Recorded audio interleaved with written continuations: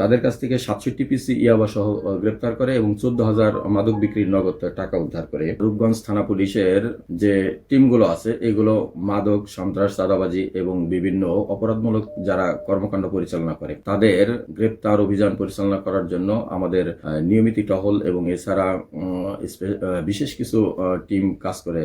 তারই ধারাবাহিকতায় গতকাল এসআই নাজিমুদ্দিন তার সঙ্গে ফোর্স সহ নাওরা এলাকা থেকে দুর্ধর্ষ মাদক ব্যবসায়ী এবং সে এর আগেও তার বিরুদ্ধে হ্যান্ডকাপ নিয়ে পুলিশের সাথে টানা হেঁচড়া করা সহ বিভিন্ন রকমের ঘটনার ছিল। সেই আসামিকে 20 বোতল ফেনসিডিল সহ এবং তার সহযোগী আরেকজন রাশিদুলকে গতকাল আটক করে তাদের কাছ থেকে 20 বোতল ফেনসিডিল পেয়ে এসআই নাজিমুদ্দিন একটা মামলা দায়ের করেন, যার পরিপ্রেক্ষিতে সেটার আয়ু হয় জনাব মোহাম্মদ জয়নাল আবেদিন। তার সঙ্গে আরো যারা পলাতক আসামি ছিল, আমার তদন্তকারী কর্মকর্তা সহ আরো যারা ফোর্স আছে, খুব শীঘ্রই তাদেরকে গ্রেপ্তারের আওতায় এনে আইনের ব্যবস্থা নেওয়া হবে। অপরদিকে আরেকটা বিষয়, আমাদেরকে আরেকটা টিম এসআই সিরাজউদ্দৌলা সে আরেকটা অভিযান টিম পরিচালনা করাকালীন সময় চনপাড়ার 2 নং ওয়ার্ড হতে আরো একজন মাদক ব্যবসায়ী যার নাম হচ্ছে নাসিমা বেগম এবং আরেকজনের নাম হচ্ছে খায়রুল আলম, তারা স্বামী স্ত্রী, একই পরিবার থেকে তারা বিভিন্ন সময় মাদক ব্যবসা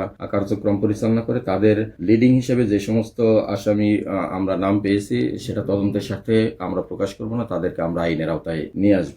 তাদের কাছ থেকে 67 পিস ইয়াবা সহ গ্রেপ্তার করে এবং 14,000 মাদক বিক্রির নগদ টাকা উদ্ধার করে পরবর্তীতে এসআই সিরাজউদ্দৌলা সেখান থেকে আলামত জব্দ করে থানায় এসে অভিযোগ দায়ের করলে তাদের বিরুদ্ধে আইনগত ব্যবস্থা গ্রহণ করা হয়। এছাড়াও আমাদের যে টিমগুলো রয়েছে সেই টিমগুলো ধারাবাহিকভাবেই বিভিন্ন এলাকায় মূলত সিভিল বেসেই অনেক সময় তথ্যগুলো নিচ্ছে, কিন্তু যখন অভিযান করছে তখন তারা পোশাকে যাচ্ছে। তথ্য নেওয়ার সময় তারা গোয়েন্দার মতো বিভিন্ন রকমের ড্রেসে বা বিভিন্ন রকমের সময় বিভিন্ন রূপ ধারণ করে তারা তথ্যগুলো সংগ্রহ করে পরবর্তীতে অভিযানের সময় তারা পুলিশের যে ড্রেস রুল আছে সেই সমস্ত সম্পর্কে তারা নিয়মিত অভিযান করছেন। আমাদের যে সিনিয়র স্যাররা রয়েছেন, আমাদের জেলার এসপি স্যারের কঠোর বার্তা সেটা হচ্ছে মাদক এবং সন্ত্রাস, চাঁদাবাজ যারা আছে তাদের সম্পর্কে যেই হোক যেখান থেকে আছে তাদের বিরুদ্ধে কঠোর আইনগত ব্যবস্থা করেন। আমরা মূলত ঊর্ধ্বতন কর্তৃপক্ষের সেই নির্দেশ অনুযায়ী আমরা এই বিভিন্ন কাজগুলো, এছাড়াও যদি আমাদের আরো কোনো আইন শৃঙ্খলা রক্ষার জন্য যে কোনো বিষয়ে যদি অভিযান করা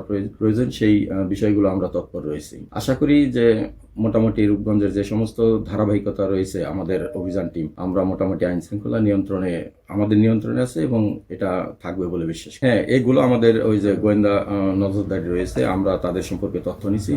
এগুলো আমাদের নিয়মিত এবং বিশেষ কিছু অফিসার ফোর্স দ্বারা এগুলো তদারকি করা হচ্ছে, সেগুলো পেলে আমরা তাদেরকে আইনের আওতায় নিয়ে আসবো।